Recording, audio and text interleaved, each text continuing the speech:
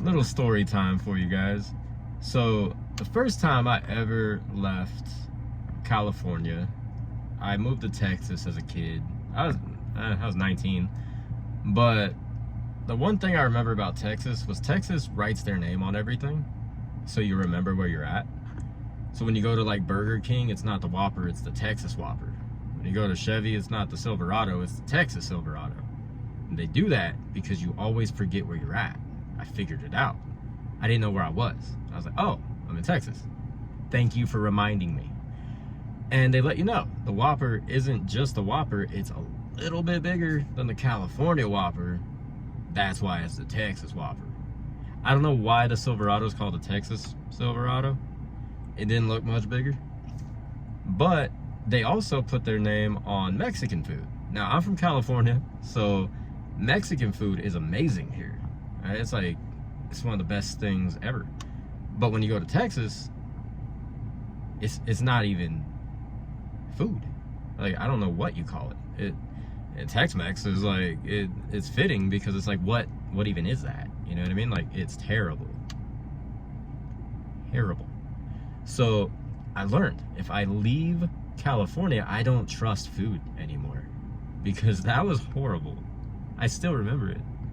I still remember the pain I felt when I ate it, you know? So I became a truck driver when I was 21, and Texas is as far east as I've ever gone. So I know that when I leave the state, I can't trust food anymore, you know? And I'm not really like, I don't really care that much for fast food, but I know it.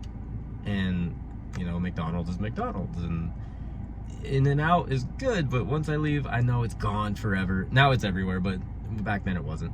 So I get through trucking school, I get my license, and then I get the keys to a truck after like 5 minutes of training. And they're like, we're gonna send you to New York. And I was like, that's cool.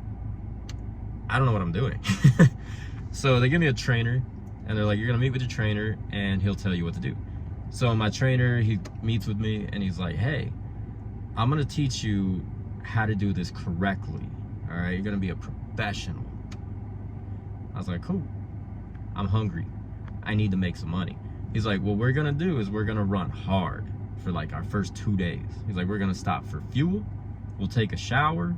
We'll, you know, take care of that, but we're gonna run. Like, we're not gonna just sightsee. We're not gonna hang out. We're not gonna, he's like, we're gonna run, and then our last, you know, 500-600 miles, we could relax. He's like, a lot of new guys, they come out of school and they want to slack off and look at everything, and then they're running late to their stop. He's like, we're not late to any stop.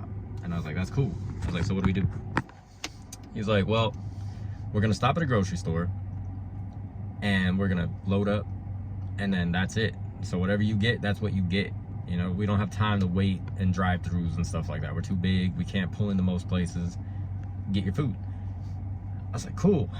I'm broke, man. I have no money. I'm trying to make some money. So all I could afford was water and crackers, okay? That was it. So for like the first 1,200 miles, I was eating water and crackers. Okay, I almost died trying to drive to New York on that type of diet. I was like, I'm dizzy, bro. Like, I need to stop. I need a burger, man. Like, I need something, but I have no money.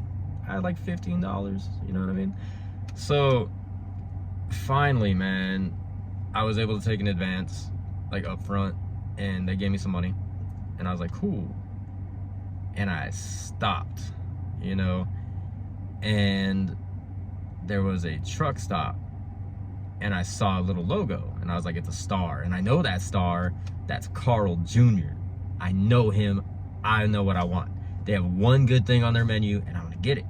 So I walked in, you know, my trainer's fueling up the truck, and I walked in, and I was like, all happy, you know, I'm standing in line. I'm hungry. All I have is water and crackers in my stomach. I'm like half dead. And I got up to, and I was like, I don't know anything on this menu right now. Like, am I so depleted of everything that I'm seeing things? Because I don't know anything on this menu. And I get up to the line, and the guy looks at me, and he's like, are you okay? And I was like, no, I'm not okay. Like, I'm not okay at all. what is this?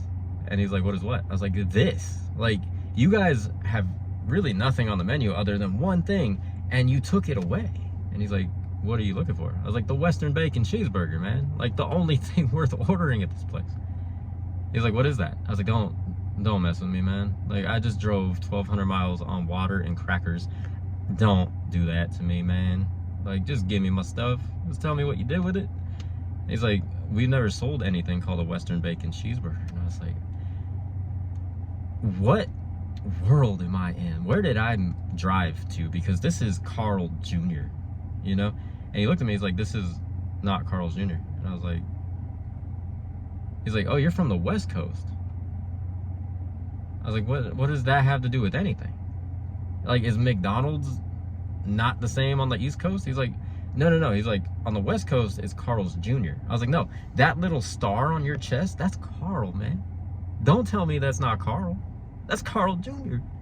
And he's like, no. He's like, this is Hardee's. And I looked down, his apron said Hardee's. And I was like, what is a Hardy? What is that? Did you sell out? He's like, no. On the East Coast, it's just called Hardee's. And we're completely different. I was like, why do you have Carl held hostage in this place?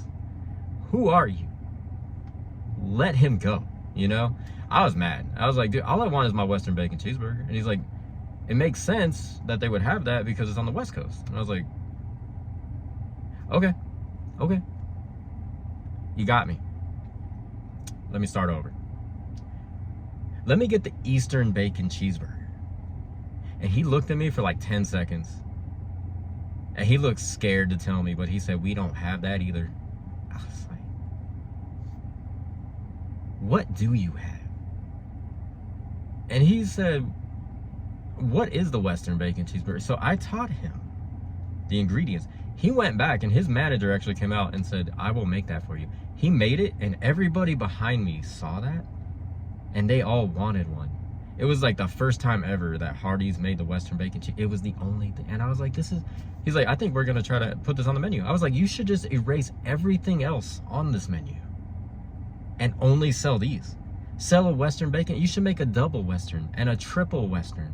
And now it's funny on California that you actually have that. But I was like, that's all anybody wants to order here. Everything else makes you like pass out and die. Like, you don't want anything else. Just give me that. So that was my trip to Hardee's.